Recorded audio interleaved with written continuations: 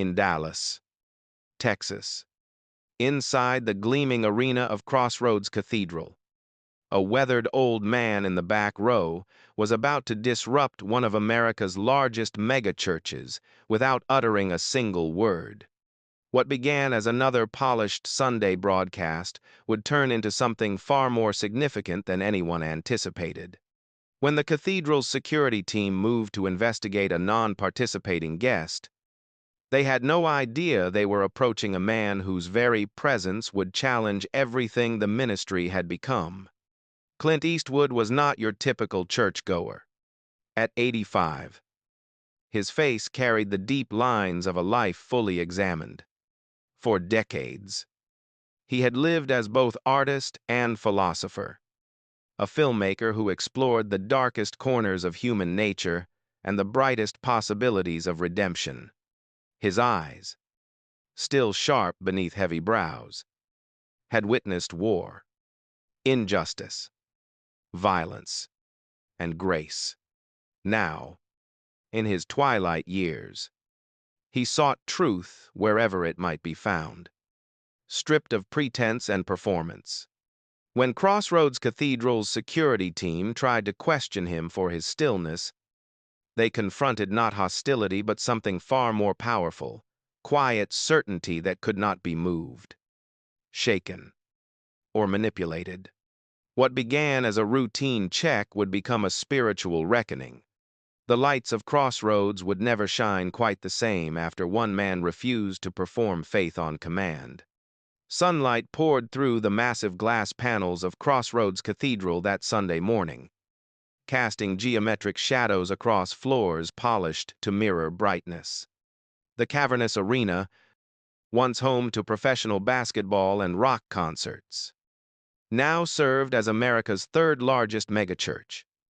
18,000 voices merged into a single, thunderous chorus that seemed to shake the steel rafters above. Hands lifted skyward in synchronized motion. Cameras glided silently overhead on motorized tracks, capturing every angle for broadcast to millions worldwide. At the center stood Pastor Joel Osteen, bathed in precisely calibrated stage lighting, tall and impeccably groomed in a tailored charcoal suit. He commanded the space with practiced ease. No notes, no stumbles, just the smooth delivery of inspiration that had built an empire worth hundreds of millions. God doesn't see your failures. Joel's voice resonated through perfect acoustics. He sees your potential. He doesn't focus on where you've been. He focuses on where you're going. The crowd erupted on cue. Joel paced the stage with movements refined through thousands of services. Behind him, 6 massive LED screens displayed his image magnified 50 times over. In the production booth above, technicians monitored 15 camera feeds, adjusting lights and sound with quiet precision. This was faith as entertainment, worship as production, church as corporate brand. Look at the person next to you, Joel instructed, voice lifting with practiced enthusiasm. And tell them, your breakthrough is on its way.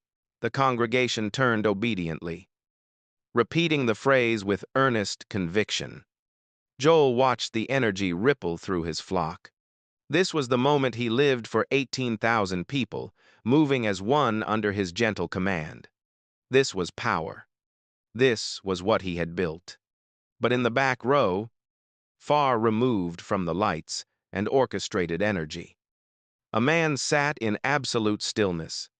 Unlike those around him who stood during praise songs and shouted affirmations, he simply observed. His weathered hands rested quietly in his lap.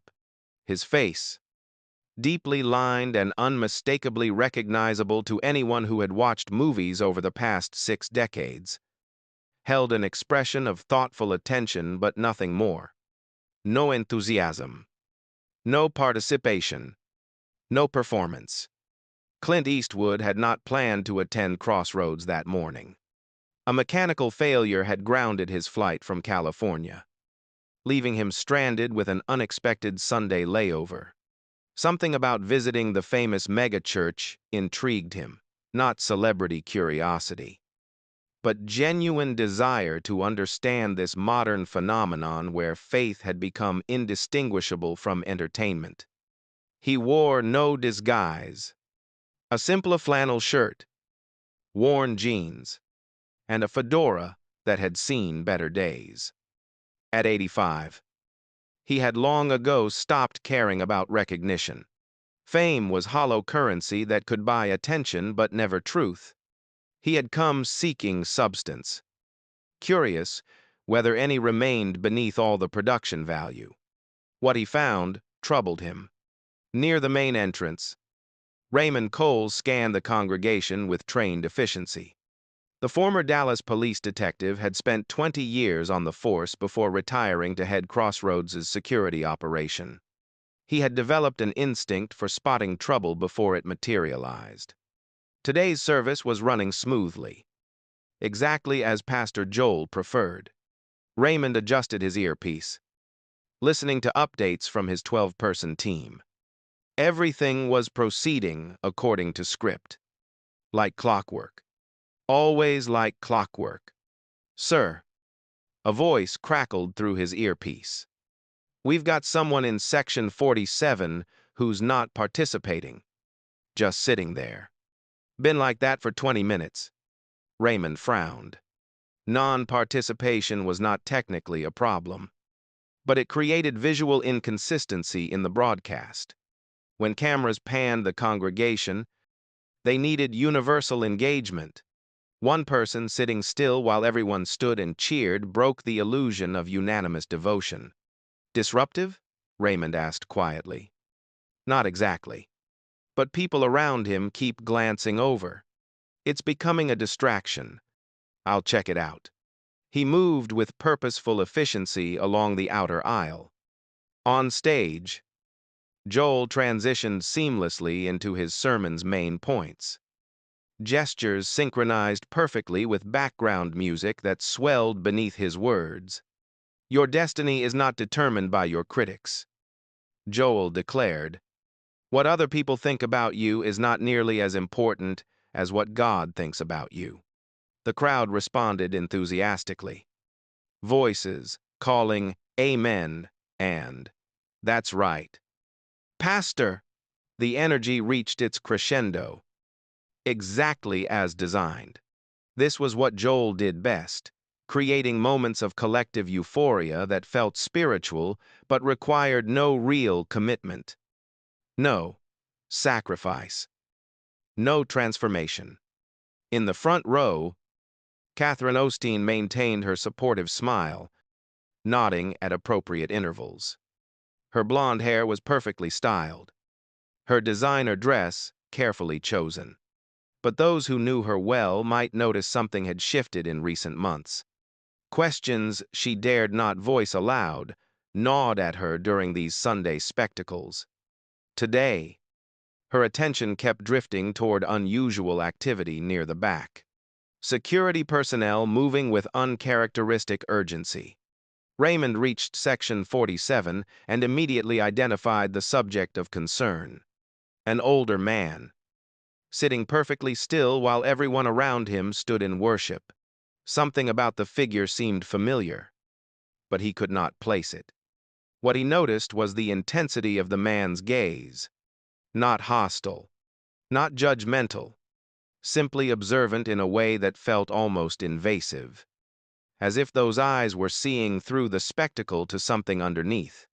Raymond nodded to two other security members who quietly positioned themselves nearby. He tapped his earpiece. "I've got eyes on him." Standing by. On stage, Joel's sermon reached a designed crescendo. "Remember, when God is for you, who can be against you?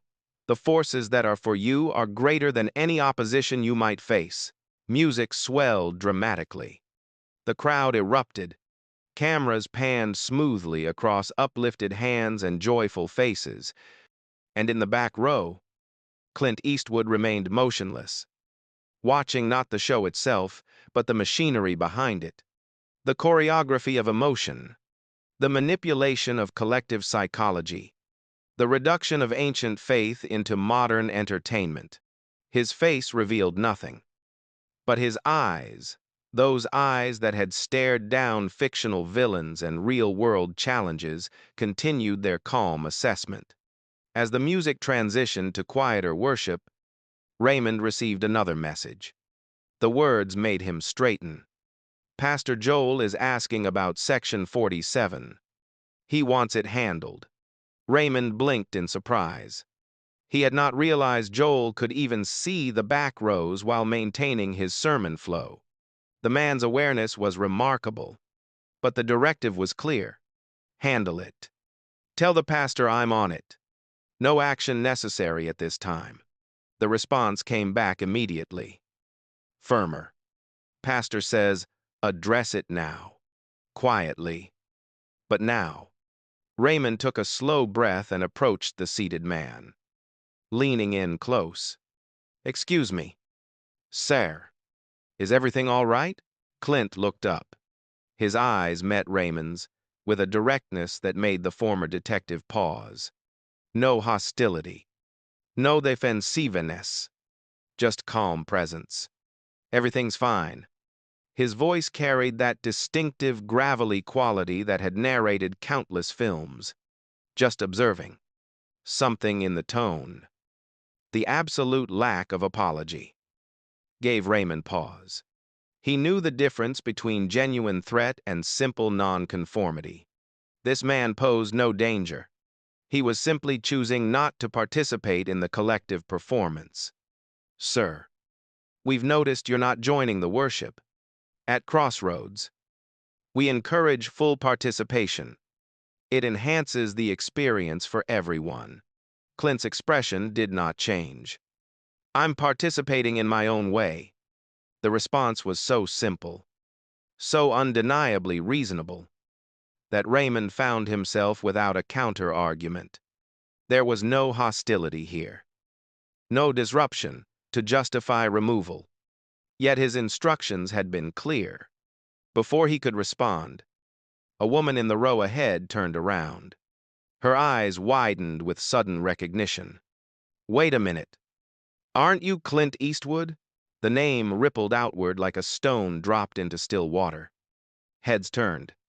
Whispers spread. Within seconds, dozens were craning their necks to see the legendary figure sitting quietly among them. Phones appeared. Cameras activated. The whispers grew louder, threatening genuine distraction. Raymond Cole froze as recognition struck him. He was not investigating some troublemaker. He was confronting Clint Eastwood, Hollywood legend, Oscar-winning director, American icon, a man whose films had explored themes of justice and redemption with depth that most preachers never approached. The irony hit Raymond hard. He had been sent to remove a man whose artistic work had likely inspired more genuine contemplation about right and wrong than 1,000 polished sermons about positive thinking. On stage, Joel sensed the shift immediately. His finely tuned awareness detected the ripple of distraction spreading through the back sections. Without breaking his flow, he smoothly transitioned into prayer, buying precious moments to assess what was happening. Let's bow our heads together. His voice never wavered. Father, we thank you for your presence here today. While the congregation bowed obediently, Joel's eyes opened just enough to scan the back sections. He could see the cluster of security personnel, the turned heads, the raised phones. Something was happening off script, and in Joel Osteen's carefully controlled world. Deviation from script meant potential crisis. In the back row, Raymond found himself trapped in an impossible situation. He had been dispatched to handle a non-participating attendee. That attendee had turned out to be one of the most recognizable figures in American cinema.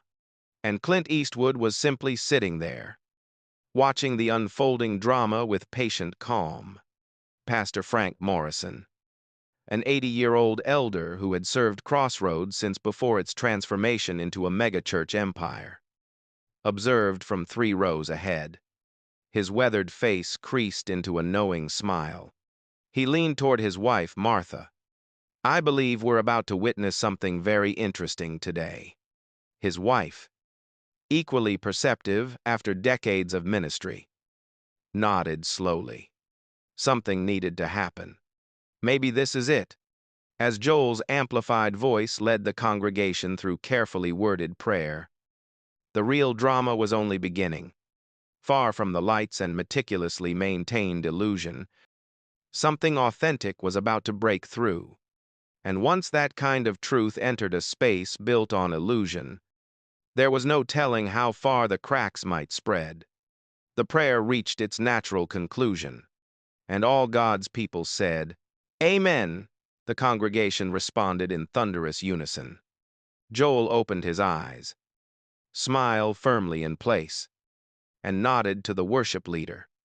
"Let's praise him one more time." Music surged through the arena, giving Joel precious moments to press his earpiece and whisper urgently, "What exactly is happening back there?" The production director's response seemed almost surreal. "Sir, we have a situation. Clint Eastwood is in the audience.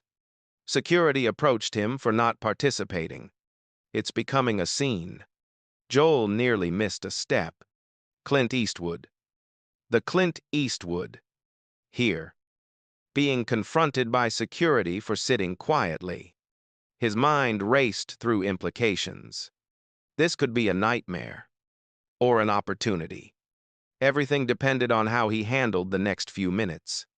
A celebrity presence should have been leveraged, a testimony.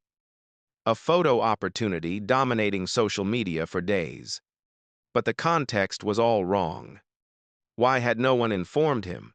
Why had Clint not come through the VIP entrance? And why was security treating this as a disruption rather than a blessing? The whispers had evolved into obvious commotion. "It's really him," someone said loud enough to be picked up by ambient microphones. "Clint Eastwood. At Crossroads Cathedral." Phones were everywhere, recording from multiple angles. Whatever happened next would be analyzed and shared by millions before sunset. Raymond stood frozen in professional crisis. The quiet man he had been ordered to investigate was a cultural icon, known not just for fame, but for substance. And all Raymond had done was call unwanted attention to a man who clearly valued privacy. "Sir." Raymond began, then faltered. Clint remained seated, expression unchanged. "You're just doing your job." The simple grace of that response, absent of ego or indignation, only deepened Raymond's discomfort. Near the media section, Sarah Mitchell adjusted her camera lens with trembling hands. As a field reporter for Dallas News Network, she had been assigned to cover a routine human interest piece. Now she sensed a very different story developing. "Are you getting this?" she whispered to her cameraman. "Every second." This could go viral within hours. But Sarah's instincts told her the real story went deeper than celebrity presence. The way Clint sat there, refusing to perform, refusing to play along with the expected script, carried weight that transcended mere presence. It felt like a statement, though no words had been spoken. On stage, Joel made his decision. With practiced smoothness, he transitioned from worship into an announcement. His voice carried characteristic warmth. "Before we continue, I want to acknowledge all our first-time visitors." He gestured broadly. Smile, widening. Crossroads Cathedral is a place where everyone belongs, where every person matters, where you are welcome exactly as you are. The irony of those words, spoken while security surrounded a quiet visitor whose only transgression was refusing to perform enthusiasm, was not lost on witnesses. Clint's expression shifted almost imperceptibly, a slight narrowing of the eyes that might have been amusement or sadness. The congregation's attention was now completely divided. Those unaware of the situation continued focusing on Joel, but a growing number had turned in their seats, angling phones to capture whatever was happening in Section 47. The carefully synchronized worship had fractured. The collective focus splintered like broken glass. And, in that fracture, in that disruption of the perfectly maintained illusion, something real was beginning to emerge. Something that could not be controlled, managed, or packaged for broadcast. The truth had entered the arena. And once truth entered a space built on performance, there was no telling what might collapse under its weight. The silence that followed hung in the air like smoke after gunfire. Joel Osteen stood center stage, microphone in hand, his practiced smile still in place, but his eyes betraying rapid calculations. The cameras that typically framed his every gesture with reverent precision now panned uncertainly between him and the seated figure in Section 47.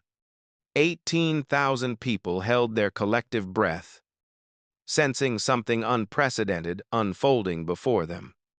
Joel made his decision with the instincts of a man who had navigated countless unexpected situations. He would turn this disruption into an opportunity.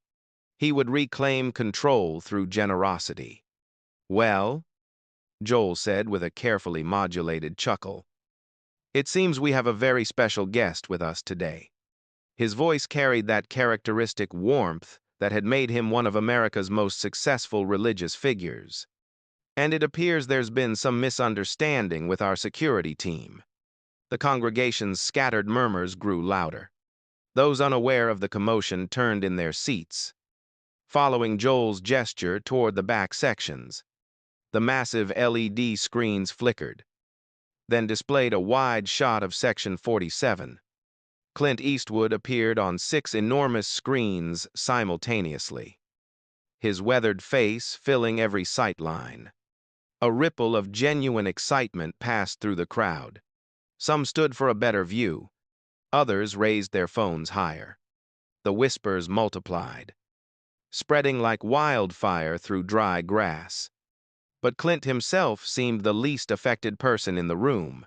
He sat exactly as he had been, hands folded in his lap, expression revealing neither pleasure nor displeasure, just presence, just stillness. Joel's professional smile widened as he sensed the shift in energy. This was salvageable. Celebrity endorsements were currency in the modern church landscape. "This is certainly unexpected," Joel continued, his arms opening in an expansive gesture. "Would our distinguished guest mind standing so everyone can see him properly?" It was a masterful move, turning potential embarrassment into celebration while maintaining his position as the one who granted recognition. The congregation erupted in applause. Their response, guided by years of conditioned behavior. Cameras zoomed in tighter, ready to capture grateful acknowledgement. But Clint did not stand. He simply remained seated, weathered hands still folded, expression serene but immovable. The applause faltered, then died like a candle flame snuffed by sudden wind. An uncomfortable silence settled over the arena, broken only by the quiet hum of ventilation and nervous shuffling of feet. Joel's smile remained fixed, but those who knew him well could see uncertainty flicker across his features. This was not following the script. In 15 years of leading Crossroads Cathedral, he had never encountered someone who simply refused to play along. The power dynamic he had taken for granted had suddenly shifted. Raymond Cole stood nearby, caught between his instinct to intervene and his growing realization that any action might make things worse. 20 years as a detective had taught him to read situations. Every instinct told him this was not a moment for force. Perhaps. Joel tried again, his voice still warm but with tension creeping in. Our guest would like to share a few words with us? I'm sure everyone would love to hear from such a distinguished visitor. The invitation hung in the air. Cameras held their positions. In the production booth, technicians exchanged uncertain glances. This was going out live. Every second of dead air felt like an eternity. Again, Clint did not move. From her position in the front row, Catherine Osteen felt something shift in her chest, a strange sense of admiration for this quiet resistance. In a space where everything was performance, someone was simply refusing to perform.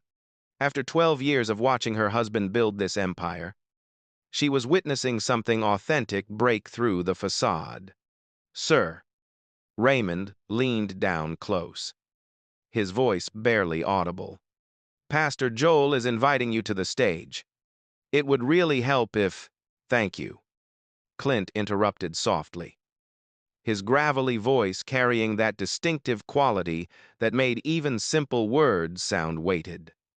"But I didn't come here to be on display." Raymond straightened, unsure how to relay this message to his pastor. The production director's voice crackled through his earpiece. "We need resolution." 18 seconds of dead air. On stage, Joel cleared his throat, a sound that echoed with unintended prominence through perfect acoustics. He tried a different approach, his tone shifting to something more direct. "I understand humility is a virtue, but sometimes God puts us in positions where our voice needs to be heard. Sometimes our testimony can inspire others." Still, Clint did not respond. The silence stretched longer. Some in the congregation began to shift uncomfortably. This was not the smooth, uplifting service they had come to expect. This was awkward. This was messy. This was real. Near the media section, Sarah Mitchell's camera continued recording every moment. Her journalistic instincts were on fire. This was not just about a celebrity declining an invitation. This was about two fundamentally different approaches to faith colliding in real time. The spectacular versus the sincere. The performance versus the personal. Pastor Frank Morrison leaned toward his wife Martha, his aged eyes bright with interest. "He's teaching without saying a word." The 78-year-old minister whispered, "That's harder than any sermon I've ever preached." Martha nodded slowly. "Your husband up there has forgotten what we used to know. Sometimes the most powerful witness is simply being present. Not performing. Just being." In 12 years at this cathedral, Frank had never seen someone simply refuse to dance to Joel's tune. The old minister felt something stir in his chest, hope. Perhaps that authenticity might yet survive in this place. Joel made another attempt, his voice rising with practiced inspiration. "You know, the Bible tells us that some have entertained angels without knowing it. Perhaps today, Pastor Joel." The voice came not from Clint, but from Catherine Osteen. She had risen from her seat in the front row and was walking toward the stage steps. Her movement, graceful but unplanned, drew immediate attention. This was unprecedented. Catherine never interrupted a service. Joel turned, surprise evident despite his attempts to mask it. "Yes, sweetheart?" Catherine ascended the steps and crossed to where her husband stood. The microphone caught her next words, though they were intended to be private. "You're handling this wrong." Joel's expression flickered. "He's disrupting the service." By sitting quietly? Catherine's raised eyebrow was visible to everyone in the front rows. "Joel, listen to what's happening here." Before he could respond, she turned to face the congregation, accepting the microphone he reluctantly handed to her. When she spoke, her voice carried warmth and authenticity that differed noticeably from her husband's polished delivery. "While Pastor Joel and our guest work this out, I'd like to share something that's been weighing on my heart lately. She moved toward center stage with natural ease. I've been thinking a lot about what it means to worship authentically. Not for cameras. Not for others. Not even for the person on stage. But in spirit and truth, the congregation settled. Attention shifting to this unexpected development. Joel stood slightly behind her. Professional smile in place, but body language tense. Sometimes I wonder if we've become so good at creating inspiring experiences that we've forgotten how to simply be. Catherine continued. To sit in the presence of God without needing to fill every moment with noise. In the back row, Clint watched with interest. The woman speaking now was accessing something genuine, a notable contrast to the carefully scripted performance that had preceded her words. Joel pressed his earpiece. "What's our timing?" he whispered urgently. 14 minutes since this began. We're trending nationally." Joel's mind raced. Trending could be good or bad depending on the narrative. He needed to shape this story before it shaped itself. But Catherine was still speaking, and interrupting his wife on stage would create its own problems. "I'm not sure why our guest chose to visit us today," Catherine said, her gaze drifting toward the back sections where Clint sat. "But I'm grateful for the reminder that faith isn't always loud. That sometimes the most profound worship happens in stillness." Raymond watched as several congregants in nearby sections actually sat down during Catherine's words. They had been standing for praise music, standing for applause, standing because everyone else stood. Now, perhaps inspired by Clint's example or by Catherine's words, they simply sat, just sat, and somehow that simple act felt more honest than all the orchestrated enthusiasm. In 8 years of security work at Crossroads, Raymond had managed countless services, handled numerous disruptions, facilitated thousands of visitors, but he had rarely experienced worship not as production, but as genuine presence. Catherine concluded with gentle grace. So perhaps today, God is reminding us that faith isn't measured by volume or visibility. It's measured by authenticity. She turned and handed the microphone back to Joel, her expression carrying a meaning that only he could fully read. Years of marriage had taught them to communicate in glances. This one said, "Choose carefully what comes next." Joel took the microphone, squeezing his wife's hand in a gesture that appeared affectionate but conveyed something more complex. He watched her return to her seat, then turned to face the congregation. 18,000 eyes rested on him. Millions more watched via broadcast. "Thank you, Catherine, for those heartfelt words." His voice resumed its confident cadence, though something had shifted beneath it. "And she's absolutely right. Sometimes God speaks through unexpected circumstances. Sometimes he disrupts our plans to reveal a deeper purpose." It was skillful pivoting, acknowledging the awkwardness while reframing it as divine intervention. The congregation responded with approving murmurs. Joel had found solid ground again. "I think there's been a misunderstanding today," he continued, his tone more direct than his usual inspirational lilt. "Our security team was simply doing their job, watching out for anything unusual. But perhaps in our desire to create the perfect worship environment, we sometimes miss the perfect moment." More approving responses from the crowd. Joel was doing what he did best, turning difficulty into teaching opportunity. "So, Mr. Eastwood," Joel spoke directly toward the back of the arena, "while we would be truly honored to have you join us on this stage, we respect your desire for privacy. We're simply blessed to have you worship with us today, in whatever way feels right to you." The applause was immediate and enthusiastic. Joel had navigated the crisis successfully, transforming potential embarrassment into magnanimous respect. On the surface, balance appeared restored, but something fundamental had changed.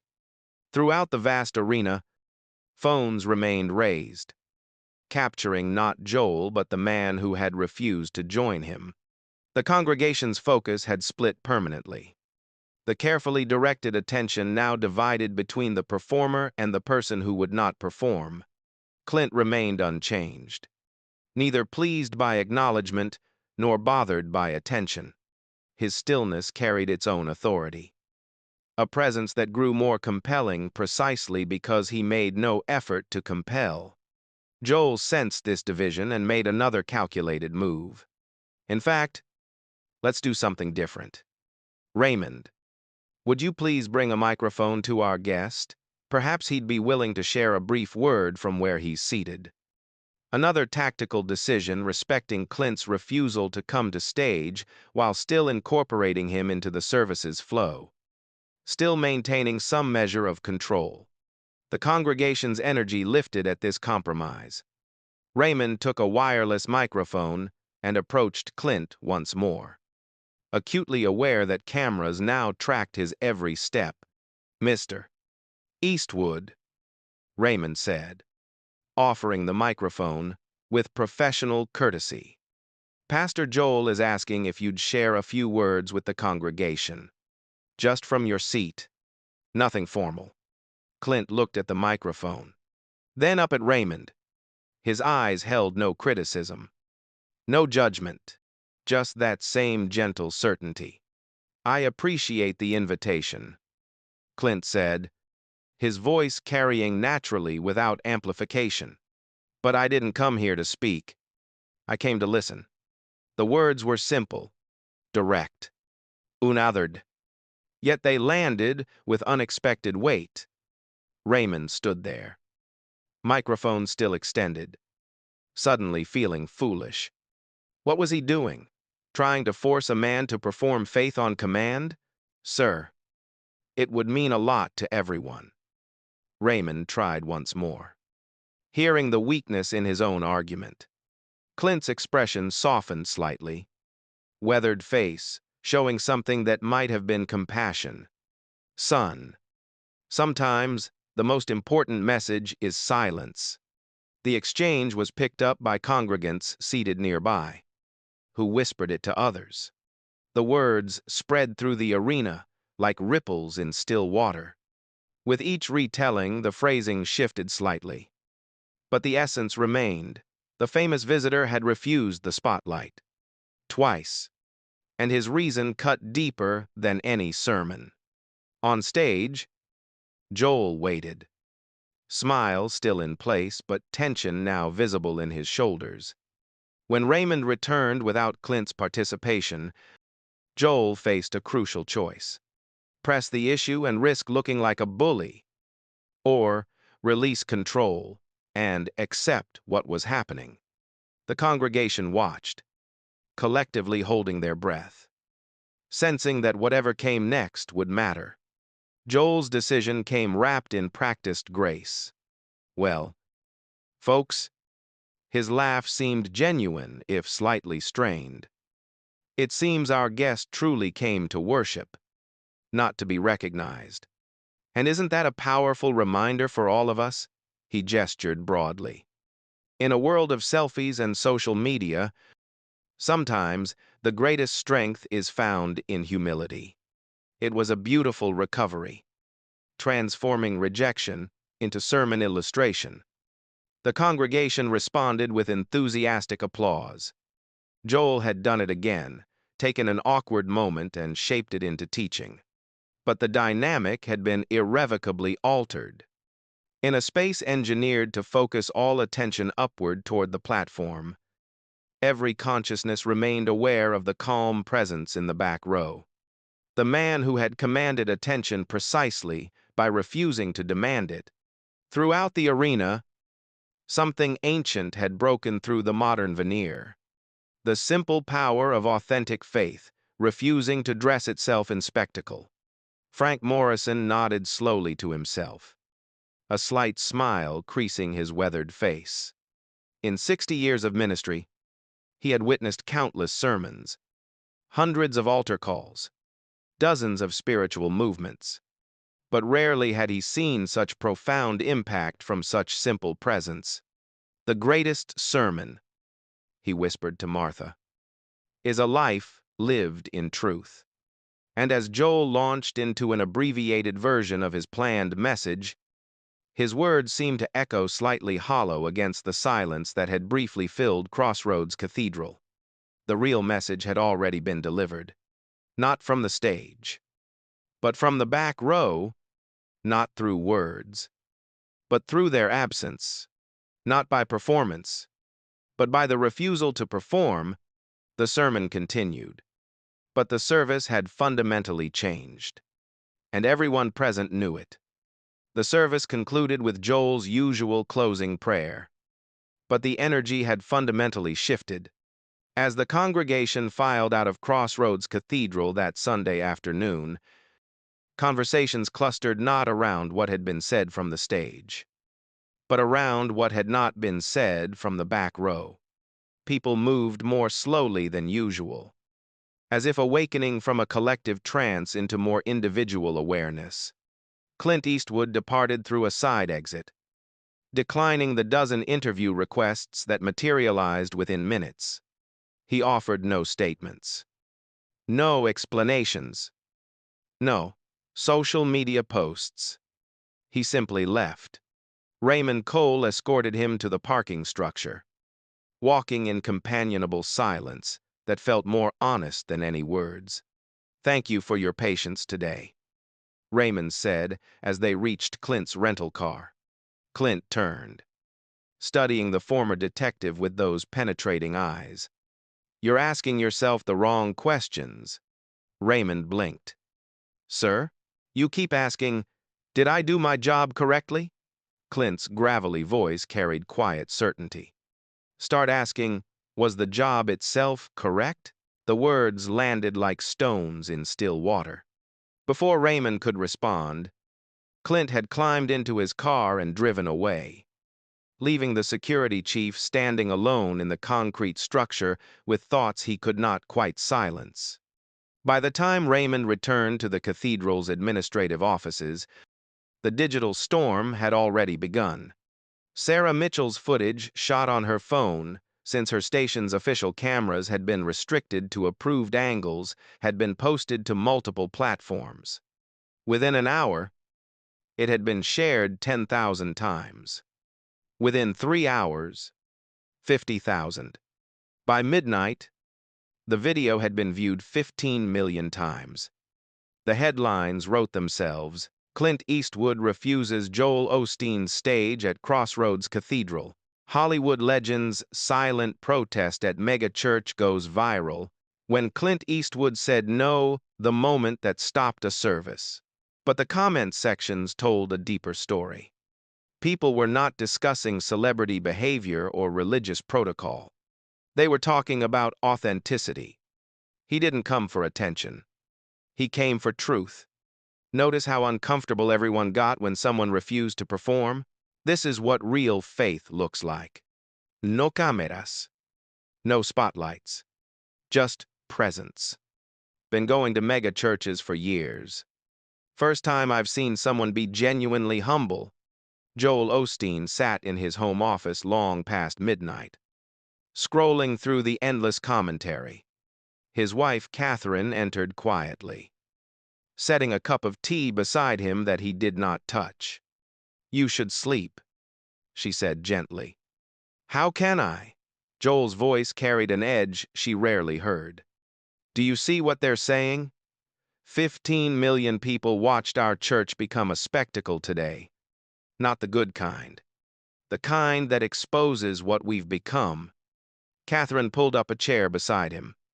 "Maybe that's not a bad thing." Joel turned to her, surprised. "How can you say that?" "Because maybe we needed exposing." Catherine's voice was soft but firm. "Joel, when was the last time we had a service that wasn't about the production?" When was the last time you preached something that might actually cost you followers? I inspire people, Joel said. But the words sounded hollow even to himself. You make people feel good. Catherine corrected gently. That's not the same as transformation. That man today, he sat there and did nothing, and somehow taught more than 12 years of our sermons combined. Joel stared at the screen, at the still image of Clint Eastwood sitting calmly while chaos swirled around him. I built something significant here. I know you did. Catherine placed her hand over his. But maybe it's time to ask what you built it for. Monday morning arrived with unwelcome brightness. Joel had slept poorly, his dreams filled with empty stages and silent congregations. He arrived at the cathedral before dawn, walking through the vast sanctuary alone. Without the lights and music and crowds, the space felt different, hollow, like a theater between performances. At 8 o'clock sharp, he convened an emergency meeting of the leadership team, the executive pastor, the communications director, the production director, the worship director, the heads of finance and operations, and for the first time in the cathedral's history, Raymond Cole was invited to join the senior leadership table.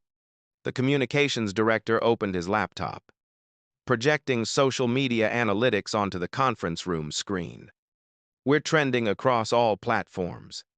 Engagement is unprecedented, but the narrative is not in our control. What's the damage assessment? The executive pastor asked. His tone businesslike. Depends on how we define damage. The communications director replied carefully. Our follower count is up 8%, but the comments are split. Half are defending us. The other half are calling us out for manufactured faith. We need to get ahead of this. The production director interjected. A press release. Maybe a video from Pastor Joel addressing the situation. Frame it as a beautiful moment of respect for privacy. We already tried that approach yesterday, Catherine said from her seat beside Joel. Everyone turned to look at her. She rarely spoke in leadership meetings. It didn't work because it wasn't authentic. The room fell silent. Joel's hand tightened slightly on his coffee cup, but he said nothing. With respect, Mrs. Osteen, the executive pastor said carefully, we need to manage this situation before it manages us. That's exactly the problem. Catherine's voice remained calm but carried unexpected steel. You want to manage it? You want to control the narrative. You want to turn what happened into another polished moment that serves our brand. Catherine Joel began, but she pressed on. For 12 years, I've watched this place become less about faith and more about entertainment. Yesterday, someone showed us what we've lost, and your first instinct is to spin it into content. The executive pastor shifted uncomfortably. We have 18,000 people depending on this ministry. Staff salaries, community programs, television contracts. We can't just what? Catherine's eyes were bright. Can't just be honest? Can't just admit that maybe we've confused inspiration with manipulation? That man did nothing yesterday. Nothing. And somehow that exposed everything. Raymond Cole, sitting at the far end of the table, found himself nodding before he could stop himself. Joel noticed. Raymond. Joel said quietly. You were there from the beginning. What's your assessment? Raymond had not expected to be called upon. He cleared his throat, choosing his words carefully. Sir, in 20 years as a detective, I learned that when someone's behavior makes you uncomfortable, it usually means they're revealing a truth you don't want to face. And what truth is that? The executive pastor asked, his tone slightly defensive. That we've built something impressive? Raymond replied, meeting Joel's eyes directly. but maybe not something true. The words hung in the air like an indictment. The executive pastor opened his mouth to object, but Joel raised a hand, silencing him. "I need to speak with him," Joel said quietly. "With who?" the communications director asked. "Eastwood." Joel stood abruptly. "Does anyone know where he's staying?" "The Worthington Hotel downtown." Sarah Mitchell had provided that information to Raymond the previous day, hoping for an exclusive interview. But Pastor Joel, "What are you going to—" "I don't know yet," Joel interrupted, gathering his keys. "But I'm tired of managing narratives. Maybe it's time to face some truth." Catherine met his eyes across the table, and for the first time in months, he saw something in her expression that might have been hope. 30 minutes later, Joel Osteen sat in the lobby of the Worthington Hotel, having sent a simple message to Clint's room, "May I buy you a coffee?" To his surprise, the response came back within 2 minutes. "Lobby cafe." 10 minutes. When Clint emerged from the elevator, he looked no different than he had the day before. Simple clothes, weathered face, that same calm presence that seemed to create space around itself. He crossed the lobby with unhurried strides and sat down across from Joel without preamble. They sat in silence for a full minute. Joel, accustomed to filling every moment with words, found the quiet almost painful. But Clint simply sipped his black coffee and waited. Finally, Joel spoke. "I owe you an apology." "For what?" Clint's voice was neutral. "For putting you in that position yesterday. For trying to make you part of our spectacle. You didn't make me do anything," Clint replied. "I chose to sit still, just like you chose to build what you built." The observation was not cruel, but it cut deep. Joel looked down at his untouched coffee. "You think I've built something wrong. I think you've built an empire," Clint said quietly. "But empires aren't churches. I've helped millions of people," Joel said, hearing the defensiveness in his own voice. "Have you?" Clint's eyes held no judgment, only that penetrating directness. "Or have you given them something that feels like hope without costing them anything? Faith that requires no sacrifice? Salvation without transformation?" Joel felt something crack inside his chest. "I wanted to make faith accessible, to show people that God loves them, that their lives can be better." "Nothing wrong with that," Clint acknowledged. "But somewhere along the way, you confused comfort with truth. You started selling what people wanted instead of telling them what they needed." "And what do they need?" Joel asked, the question emerging more raw than he had intended. Clint was quiet for a long moment, those weathered hands wrapped around his coffee cup. When he finally spoke, his voice carried the weight of lived experience. "They need to know that life is hard, that faith doesn't fix everything, that sometimes you do everything right and still lose, that suffering has meaning even when we can't see it, that real strength isn't about victory, it's about how you stand in the darkness." Joel sat back in his chair, the words settling over him like heavy stones. "That's not very inspiring." "No," Clint agreed, "but it's true. And truth is the only foundation that holds when everything else collapses." "You think what I've built will collapse?" Joel's voice was barely above a whisper. "I think you're asking the wrong question," Clint replied, echoing what he had told Raymond. "Don't ask if it will collapse. Ask if it should." The silence that followed was different from the uncomfortable pauses earlier. This was the silence of truth being spoken and heard. Joel found himself thinking about the cathedral, the lights, the cameras, the carefully orchestrated emotional crescendos. He thought about the messages he preached, always positive, always uplifting, always promising that God wanted to bless you, prosper you, elevate you.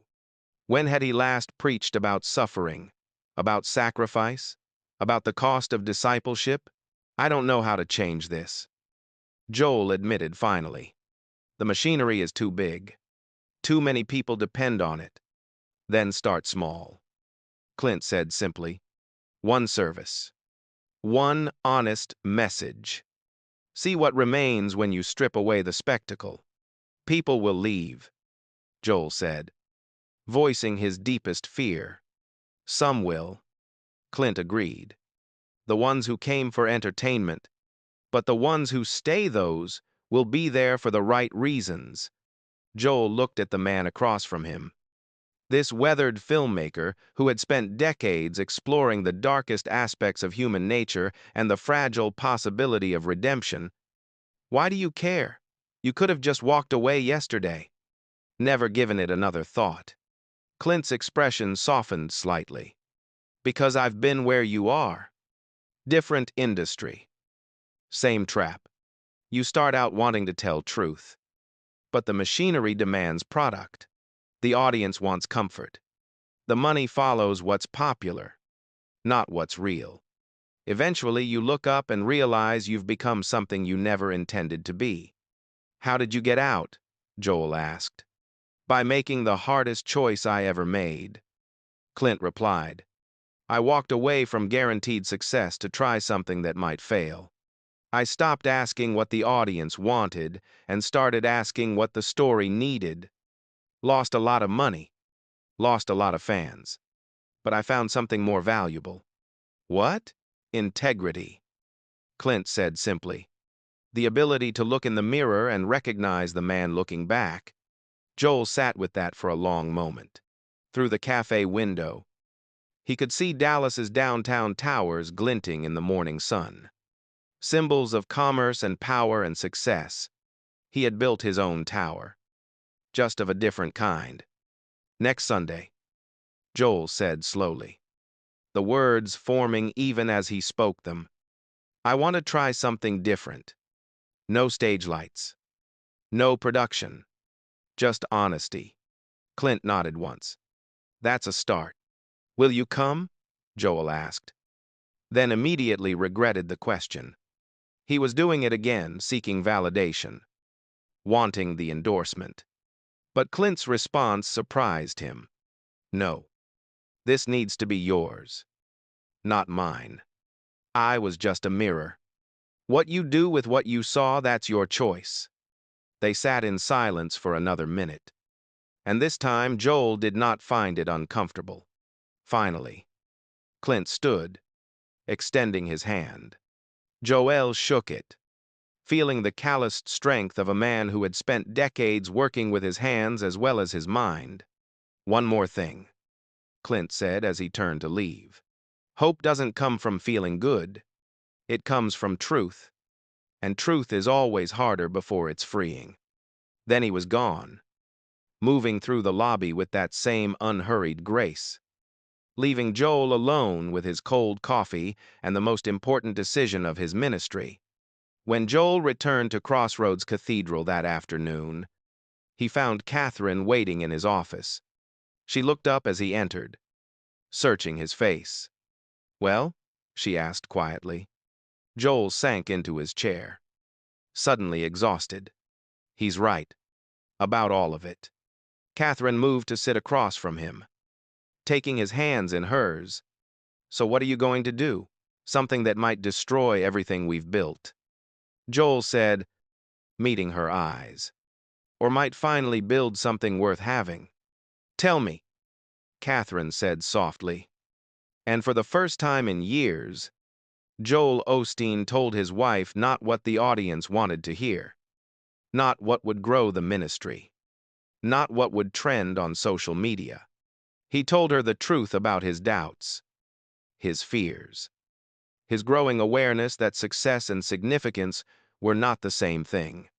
And in that small office, with no cameras rolling and no congregation watching, something began to change. Not in the cathedral, not in the ministry, but in the man at its center. The seeds of transformation had been planted. Whether they would grow or wither remained to be seen. The week that followed felt like preparing for battle. Joel spent 6 days rethinking everything he had built, stripping away the machinery piece by piece. The production team received instructions that left them bewildered. Reduce the lighting to basic illumination. Power down the LED screens. Cancel the orchestra. The worship band would play acoustic, only no amplification beyond what was necessary for the space. The elaborate stage set would be dismantled, replaced by a simple wooden pulpit that Pastor Frank Morrison had salvaged from the cathedral's original building. "Are you sure about this?" the production director asked on Friday afternoon, staring at the bare stage. "We're trending upward right now. The controversy brought attention. We could capitalize on that. That's exactly what we're not going to do," Joel replied quietly. "Not anymore." By Saturday evening, the transformation was complete. Where once had stood an elaborate stage worthy of a concert venue, there now sat 15 wooden chairs arranged in a semicircle. The front rows of padded theater seating had been removed, replaced by simple benches borrowed from a sister church across town. The massive screens remained dark. The sophisticated lighting rig sat idle, leaving only house lights to illuminate the space. Catherine walked through the sanctuary late Saturday night, tears streaming down her face. "It looks like a church again," she whispered. Sunday morning arrived with unexpected chill. Joel, dressed in a simple white shirt and dark pants, no designer suit. No carefully selected tie that would photograph well. Catherine wore a modest dress she had owned for years, long forgotten in favor of more photogenic outfits. They drove to the cathedral in silence, both acutely aware that what happened in the next few hours would determine not just the future of their ministry, but the integrity of their faith. The parking lots told the story before they even entered the building, where normally cars packed every available space by 9:30. Today, whole sections sat empty. The early service crowd was noticeably smaller. Raymond Cole stood at the main entrance, his expression carefully neutral as he watched the sparse arrival. "How many?" Joel asked quietly. "Rough estimate? About 12,000. Raymond replied. 6,000 shy of normal attendance. Joel nodded slowly. He had expected this. The faithful who came for substance would remain. Those who came for spectacle would seek it elsewhere. The question was whether he had the courage to continue once he saw the real numbers. Inside, the atmosphere felt different. Without the pulsing music and elaborate lighting, conversations echoed naturally through the space. People looked around uncertainly, unsure where to focus their attention without screens to guide them. Some seemed confused. Others appeared relieved, as if they had been waiting for something like this without knowing what to call it. At 9:45, 15 minutes before the service was scheduled to begin, Clint Eastwood entered through a side door. He wore the same simple clothes as the previous Sunday flannel shirt. Worn jeans, weathered boots. This time, Joel met him personally, extending his hand in genuine welcome. "Thank you for coming," Joel said quietly. "Didn't think you'd actually do it," Clint replied, his gravelly voice carrying approval. "Most men talk about change. Few follow through." Joel gestured toward the semicircle of wooden chairs. "Would you sit with us? Not as a guest, just as someone who belongs here like anyone else." Clint studied him for a long moment, then nodded once. They walked together to the front, where Catherine, Pastor Frank Morrison, and several longtime church members already waited. The symbolism was not lost on anyone, the pastor sitting among the people, rather than elevated above them. At 10 o'clock, without fanfare or countdown videos, The service began. A single acoustic guitar played a simple hymn, one that predated contemporary worship by a century. The voices that joined were uncertain at first, lacking the driving beat they had grown accustomed to. But gradually, something shifted. Without amplification to hide behind, people actually listened to each other singing. Harmonies emerged. The music became communal rather than performative. When the song ended, Joel stood and walked to the wooden pulpit. No wireless microphone clipped to his collar. Just a simple standing mic, the kind used in small churches across America. His hands trembled slightly as he gripped the edges of the pulpit. "I don't have a sermon prepared today," he began, his voice quieter than usual, requiring people to lean forward to listen. "I don't have 3 points and a poem. I don't have an inspiring message about how God wants to bless you and prosper you and elevate you." The congregation stirred. Confused. This was not how Joel Osteen spoke. This was not the encouraging positivity they had come to expect. "What I have is a confession." Joel's voice cracked slightly. "For 12 years, I've been building something impressive here at Crossroads Cathedral. 18,000 people, national television, best-selling books. I told myself it was all for God's glory. But last Sunday, a man sat in the back row and refused to participate in our show. And in his stillness, he revealed what we've become."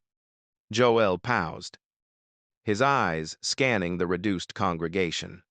"We've become very good at making people feel good. But I'm not sure we've been very good at making disciples. We've created an inspiring experience, but I don't know if we've created authentic faith." The silence that followed was profound.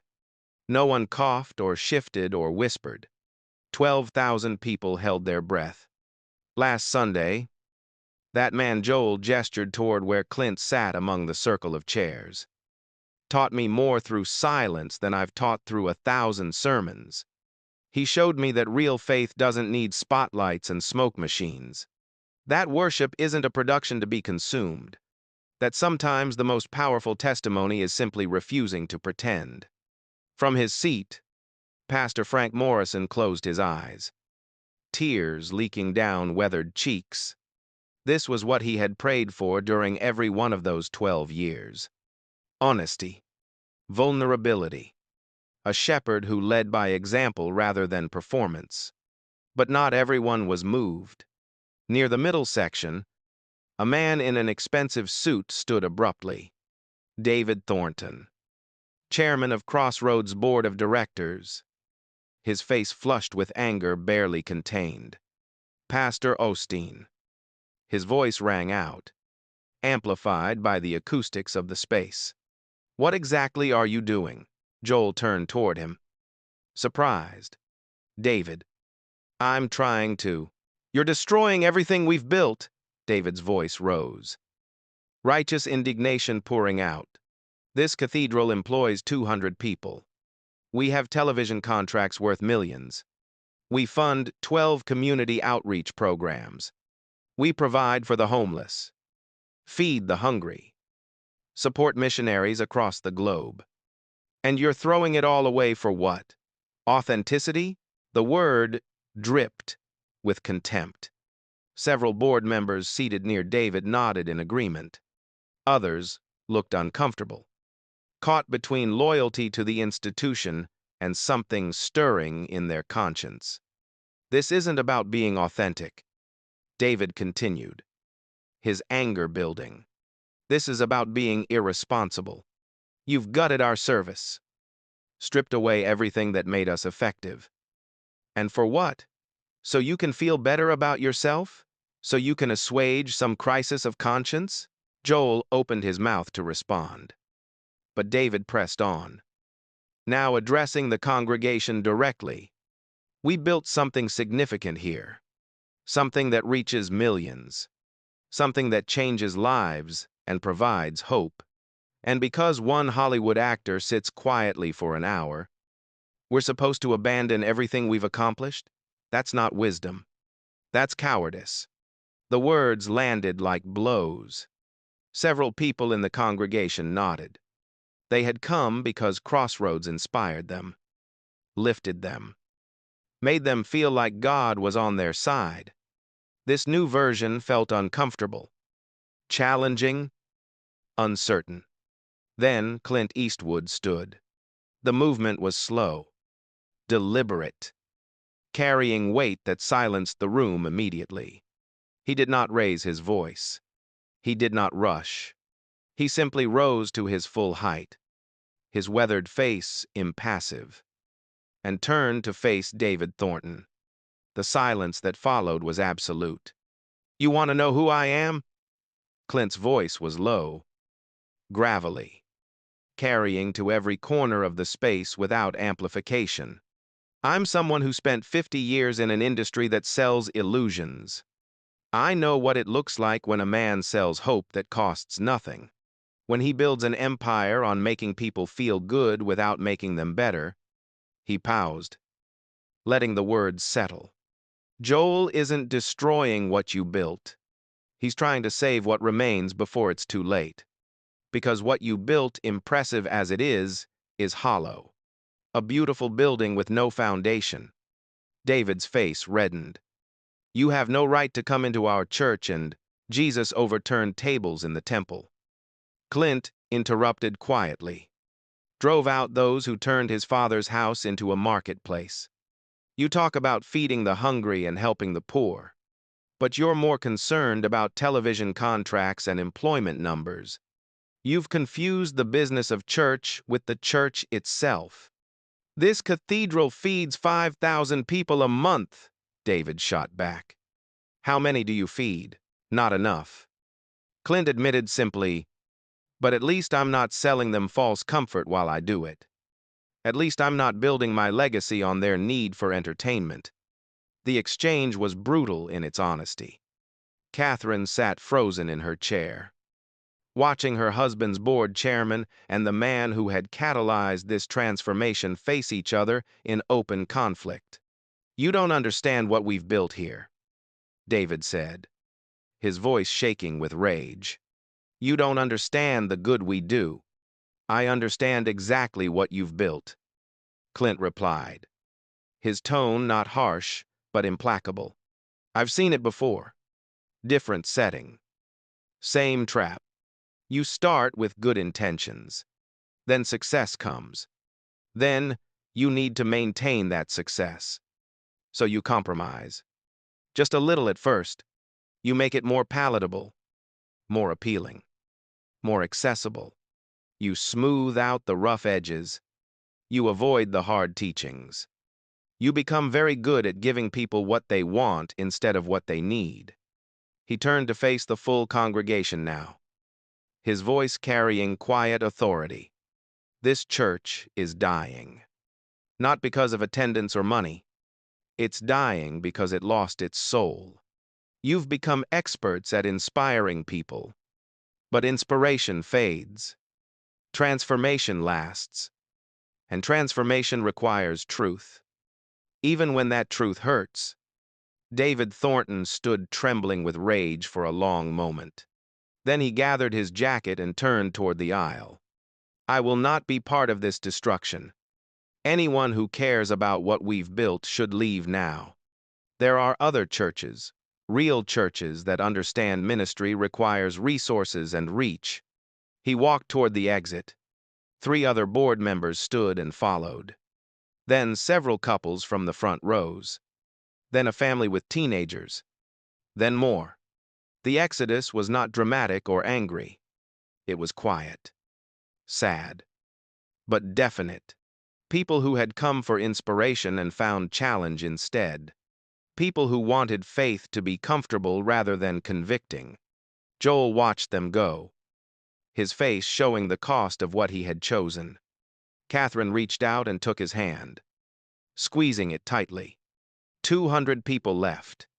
Then 500. Then 1,000. The doors closed behind the last of them. Silence settled over what remained. Roughly 10,000 people sat in a space built for 18,000. The emptiness was stark, undeniable, painful, but something else was also undeniable. The people who remained were not checking their phones or whispering or looking toward the exits. They were present, fully, completely present, waiting to see what would happen next. Pastor Frank Morrison stood slowly from his chair, his 80-year-old body moving with difficulty but determination. He walked to where Joel stood beside the pulpit and embraced him tightly. "Welcome home, son," Frank whispered. "Welcome back to the church." Joel broke then, tears streaming down his face. Not tears of defeat, but of release, of a burden finally lifted, of choosing integrity over image and discovering he could survive the cost. Clint sat back down quietly, having said what needed saying. His role was finished. The rest belonged to those who remained. And in that diminished but somehow fuller space, something new began to take root. Not a megachurch built on spectacle, but a community built on honesty. Smaller, yes, less impressive, certainly, but real in a way that 18,000 entertained congregants could never be. The service continued, but nothing about it was polished or perfect. It was messy, uncertain, human, and somehow, in that messiness, it felt more sacred than anything Crossroads Cathedral had produced in 12 years. 3 months passed, and the transformation of Crossroads Cathedral continued in ways both painful and profound. The numbers told one story: attendance had stabilized at 8,000, less than half the former crowds. But the quality of presence told another. These were people who came not to be entertained, but to be challenged. Not to feel good, but to become good. Joel Osteen had changed in ways that went beyond Sunday services. He sold the $10 million estate that had been featured in architecture magazines, moving his family to a modest home in a middle-class neighborhood. When a television network offered a 5-year contract worth $7 million, he turned it down. The decision cost him book deals, speaking engagements, and the comfortable distance that wealth provides from ordinary struggle. "Why give up everything?" a journalist asked, during one of the few interviews he still granted. Joel's answer was simple: "Because I can't preach about sacrifice from a mansion. I can't talk about serving the poor while insulated from poverty. Integrity isn't what you say. It's how you live." The cathedral itself continued to evolve. Where once elaborate productions had filled every Sunday, now simpler gatherings marked the rhythm of community. Joel began pastor on the street, spending 3 days each week in Dallas's poorest neighborhoods, not distributing charity, but living alongside those who suffered. He learned their names. He heard their stories. He discovered that ministry happened not from stages, but in alleys, emergency rooms, and kitchens where single mothers stretched insufficient food across too many mouths. Catherine found her own calling. The healing circle she established for women escaping domestic violence grew from 6 participants to 80 in those first 3 months. These were not inspirational talks or feel-good gatherings. They were raw, honest spaces where women dealt with trauma, addiction, and the hard work of rebuilding broken lives. Catherine's own journey from complicit silence to courageous voice made her a credible guide for others finding their way out of darkness. Raymond Cole discovered something unexpected during those months of transition. With the spectacle stripped away, he began to see church not as an event to manage, but as a community to serve. Joel recognized the shift and invited Raymond to consider pastoral training. The former detective, who had spent 20 years enforcing law, now found himself drawn to a different kind of justice, the kind that restored rather than merely punished. Pastor Frank Morrison, at 78 years old, preached more frequently during this period. His voice, weathered by decades of ministry, carried authority that needed no amplification. He spoke of wilderness seasons, of prophets who chose obscurity over acclaim, of a Christ who fed thousands but refused a crown. The congregation that remained listened with attention they had never given the polished productions of earlier years. But not everyone celebrated the transformation. David Thornton had kept his word. Within 6 weeks of his dramatic exit, he announced the founding of Triumph Church, a new ministry that would, in his words, continue the vision that Crossroads abandoned. He took 4,000 congregants with him, along with 3 board members and a significant portion of Crossroads' donor base. Within 2 months, Triumph Church had secured a former convention center and installed production equipment that made Crossroads' former setup look modest. David's first sermon was titled, "When Leaders Lose Their Way," though he never mentioned Joel by name. The target was obvious. He spoke of dangerous humility, of leaders who confused weakness with virtue, of the responsibility to maintain institutional strength. The message resonated with those who wanted faith to be comfortable, affirming, and conveniently aligned with their existing lives. Triumph Church grew rapidly. By the end of those first 3 months, Sunday attendance reached 12,000. David appeared on national television, gave interviews about effective ministry, and published articles about balancing authenticity with excellence. To all outward appearances, he had been vindicated. The old way worked. The new way had failed. Joel watched this unfold without public comment. When reporters asked about David's success, he simply said, "I pray for him." Some interpreted this as weakness. A few understood it as wisdom. Clint Eastwood did not witness these developments. He left Dallas the day after that transformative Sunday, declining all requests for interviews or commentary. But before he departed, he left something for Joel, a handwritten letter sealed in a plain envelope, delivered to the cathedral office by messenger. Joel did not open it immediately. He carried it in his jacket pocket for 3 days, feeling its weight like a talisman.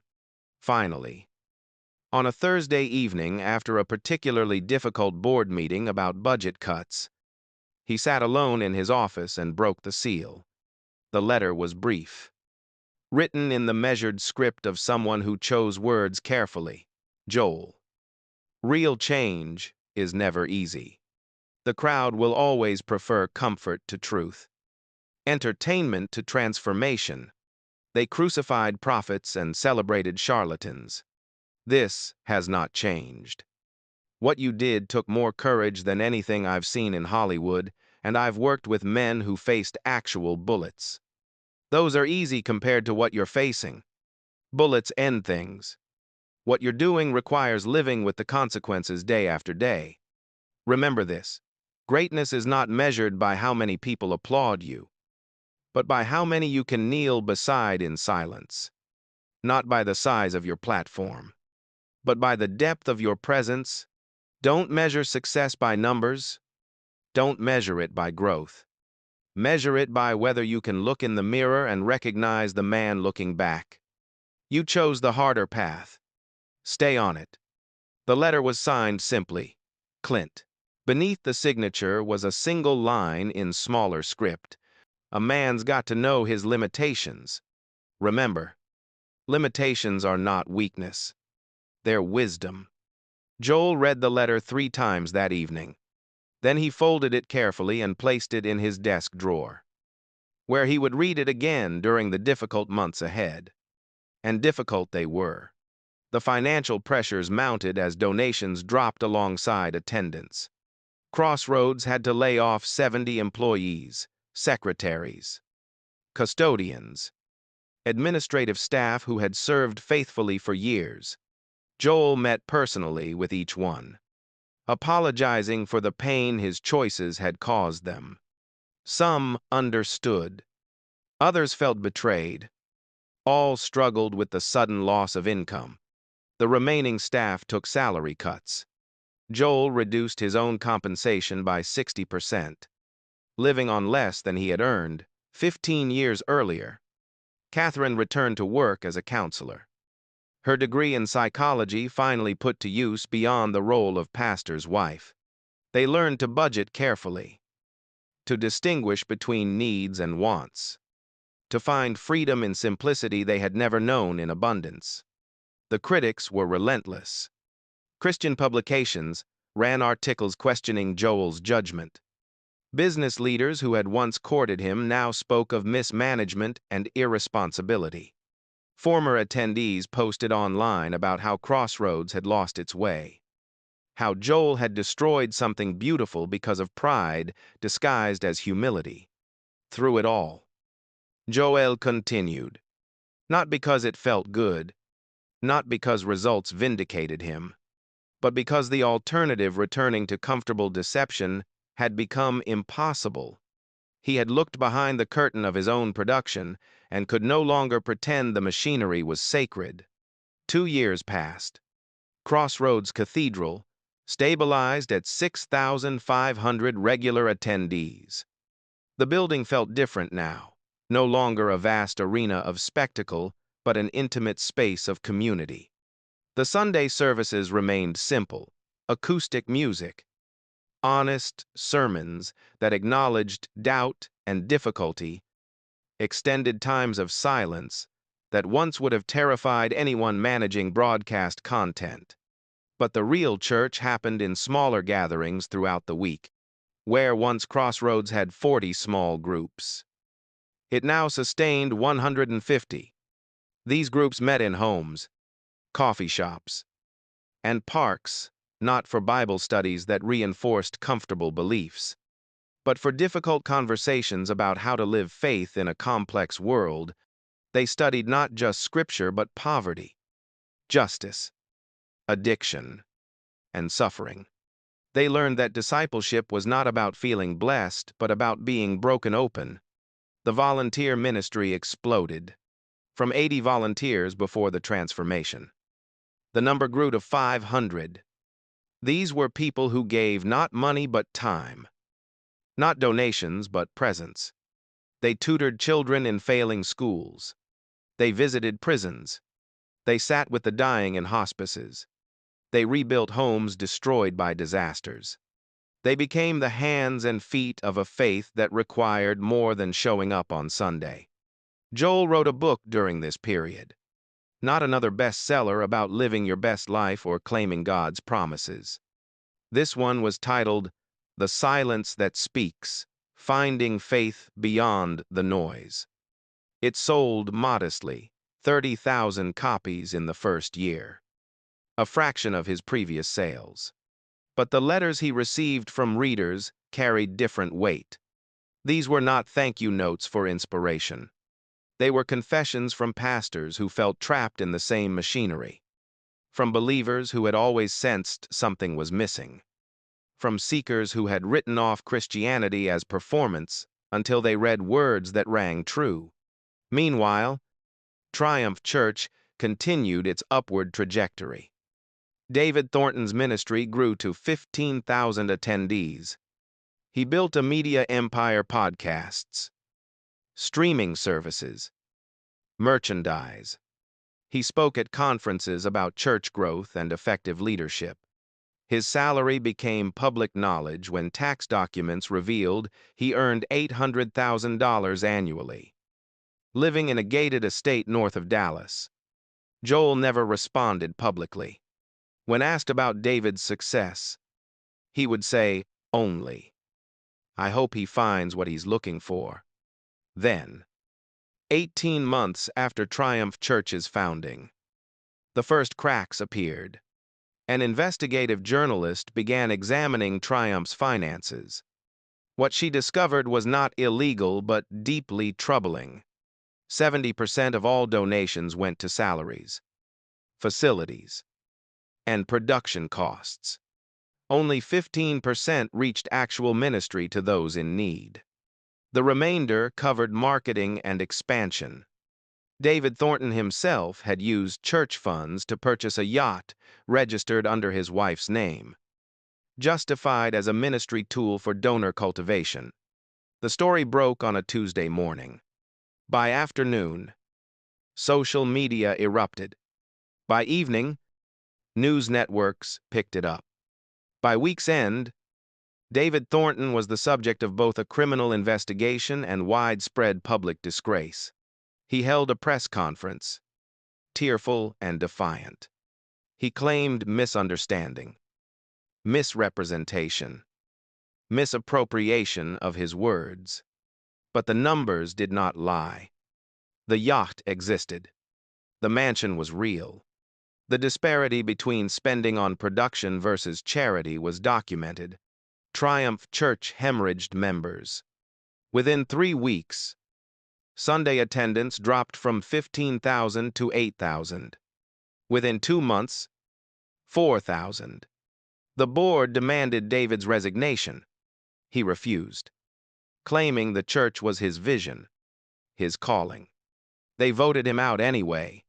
The church closed its doors 6 months after the scandal broke, unable to sustain the massive overhead without the crowds that had funded it.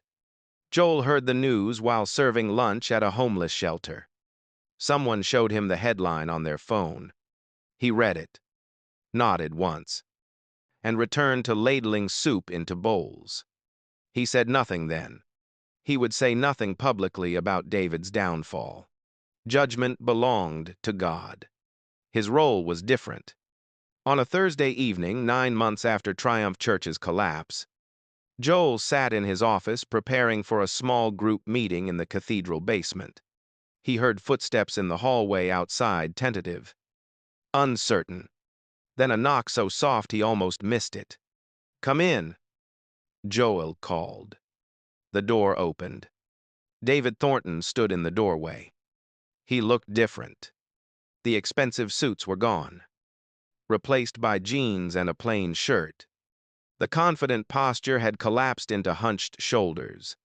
But most striking were his eyes, hollowed out by sleepless nights, and the kind of failure that strips away every defense. "I don't know why I'm here," David said, his voice barely audible. Joel stood slowly. "Would you like to sit?" David shook his head. I needed." He could not finish the sentence.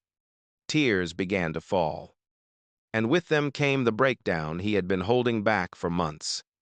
All the pride, all the anger, all the certainty that he had been right, it crumbled. He sank into a chair, face in his hands, sobbing with the abandon of someone who had nothing left to lose. Joel did not speak. He did not offer platitudes or easy comfort. He simply sat in the chair beside David, close enough that their shoulders nearly touched. And there they remained for 30 minutes. Joel's presence saying what words could not. "You are not alone in your failure. You are not beyond reach in your shame." When David's tears finally subsided, Joel spoke for the first time. "Are you hungry?" David looked up, confused. "What?" "I'm about to lead a small group in the basement. We always eat together first. Just sandwiches and soup, but you're welcome." "I destroyed everything," David whispered. "I destroyed your church. I destroyed my own. Destroyed my reputation. My family. My..." "David," Joel interrupted gently. "Are you hungry?" The simplicity of the question, so human, so basic, so free of judgment, broke something else inside David. He nodded, unable to speak. They walked together to the basement, where 12 people sat around a long table. Former addicts, single mothers, a man recently released from prison, a woman battling cancer, Raymond Cole, Catherine, and now David Thornton, the man who had tried to destroy what they were building. No one asked questions. They simply made room.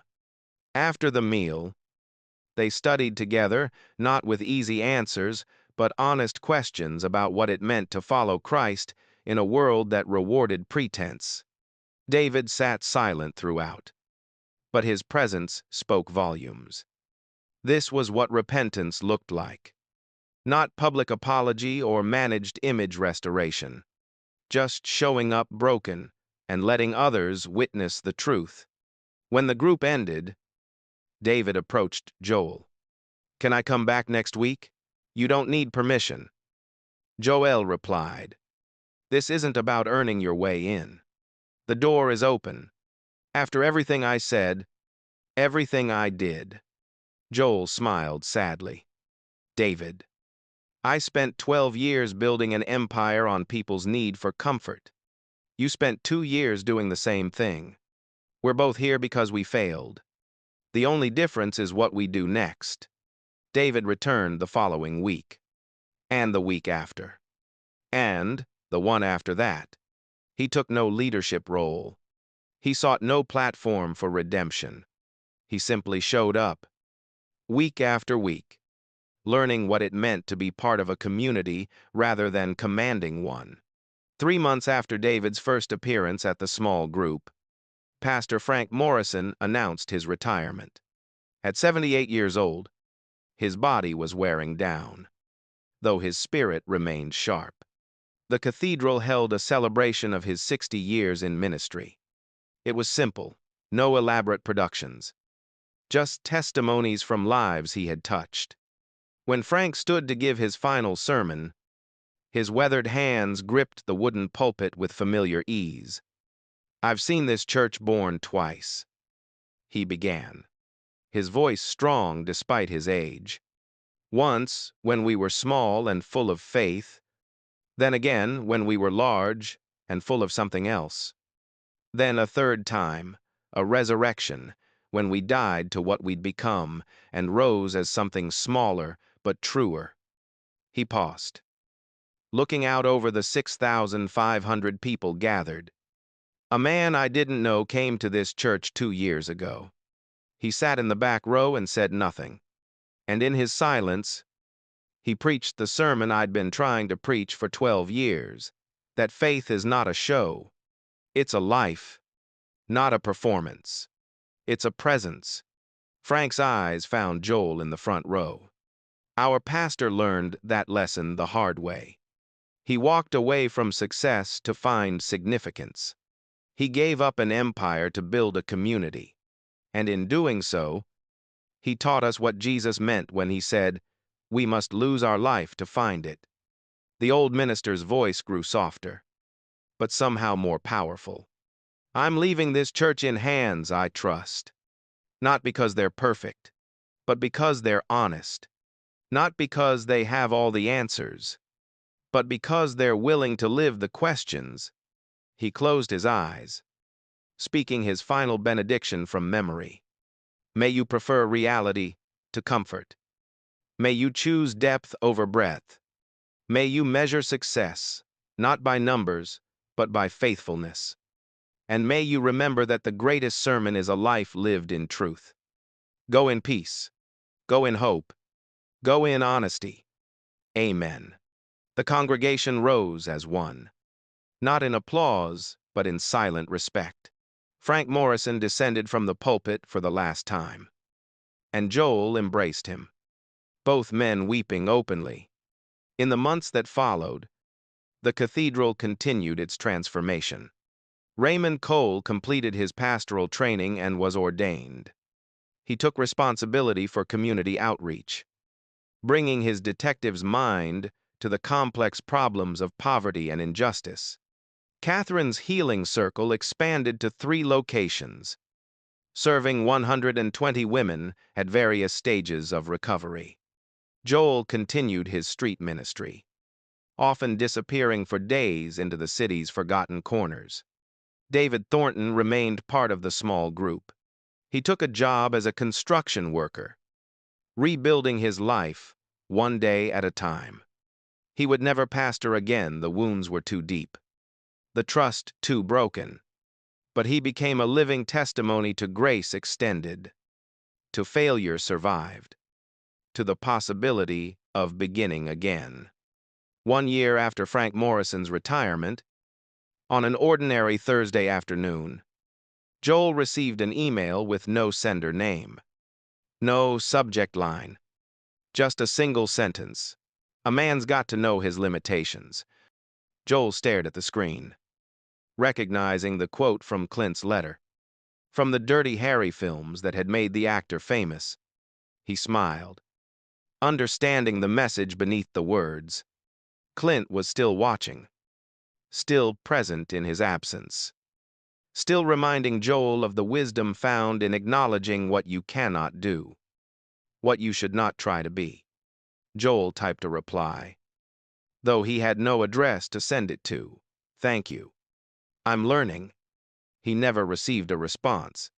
He didn't need one. That evening, Joel sat in the basement with his small group of 12. They were studying the Gospel of Mark, specifically the passage where Jesus tells his disciples that whoever wants to be great must become a servant. The discussion was honest, challenging, uncomfortable. No one offered easy answers. But in that discomfort, something real was happening. People were being transformed not by inspiration, but by truth. Not by feeling good, but by becoming good. After the study, they prayed together not polished prayers for broadcast, but stumbling words from broken hearts. Then, they shared communion with bread from a grocery store and grape juice from plastic cups. It was nothing like the elaborate services Crossroads once produced, but it was everything those services had pretended to be. As the group departed, David Thornton hung back. "Can I ask you something?" "Of course," Joel replied. "Do you ever regret it, giving up everything?" Joel considered the question carefully. "I regret the people I hurt in the process. I regret not seeing the truth sooner. But giving up the empire? No, I don't regret that. I was building something impressive but hollow. Now we're building something small but real. I know which one matters." "Will it ever grow again?" David asked. "Back to what it was? I hope not." Joel said simply, "Not like that. Maybe we'll grow. Maybe we won't. But I've learned that faithfulness isn't measured by numbers. It's measured by whether you can kneel beside someone in their darkness and not need it to be anything more than presence." David nodded slowly. "Understanding, dawning. That's what you did for me. You just sat there." "Yes," Joel agreed. "Sometimes that's the whole ministry. Just being there. No solutions. No speeches. Just presence." They walked to the parking lot together. The cathedral dark behind them, except for a single light burning in the office where Raymond Cole worked late on community programs. The building looked nothing like it had 2 years earlier. No flashing signs, no production trucks, no crowds surging for inspiration. But it was a church again. Not perfect, not impressive, but true. Joel drove home through Dallas streets, past Triumph Church's abandoned building with its "for sale" sign, past neighborhoods where he now knew people's names and stories. He thought about Clint's words, "Greatness is not measured by how many people applaud you, but by how many you can kneel beside in silence." He had spent 12 years seeking applause. Now he was learning to kneel. The latter was harder, humbler, less celebrated. But it was real, and reality, he had discovered, was the only foundation that held when everything else collapsed. At home, Catherine met him at the door. "How was group?" "Good," Joel replied. "David asked if I regret giving up the empire." "What did you tell him?" "That I don't." That faithfulness isn't about size, it's about truth. Catherine smiled, taking his hand. Look at you, actually believing what you preach. They laughed together, the sound carrying the relief of people who had survived their own illusions and found something more valuable on the other side. That night, Joel sat at his desk and wrote in the journal he now kept, not for publication, but for memory. He wrote about the journey from spectacle to substance, from empire to community, from inspiration to transformation. He wrote about Clint Eastwood, whose silence had spoken louder than 1,000 sermons. He wrote about David Thornton, whose failure had become an unexpected grace. He wrote about Catherine, whose courage had called him back to integrity. But mostly he wrote about what he was still learning, that God did not measure ministry by numbers. That transformation happened in small, unglamorous ways. That the greatest act of faith was often simply showing up, day after day, without applause or recognition. That real strength was found not in commanding thousands but in serving one. That wisdom meant knowing your limitations and working within them rather than pretending to transcendence you did not possess. He closed the journal and turned off the light, ready for whatever tomorrow would bring. Not because he had figured everything out, not because the path ahead was certain, but because he had finally learned the most important lesson of all. The measure of a life well lived is not how many people applaud your success, but how many you can kneel beside in their darkness and call it sacred. Not the size of your platform, but the depth of your presence. Not the volume of your voice, but the truth of your silence. And in that understanding, Joel Osteen found something he had been seeking for 12 years: peace.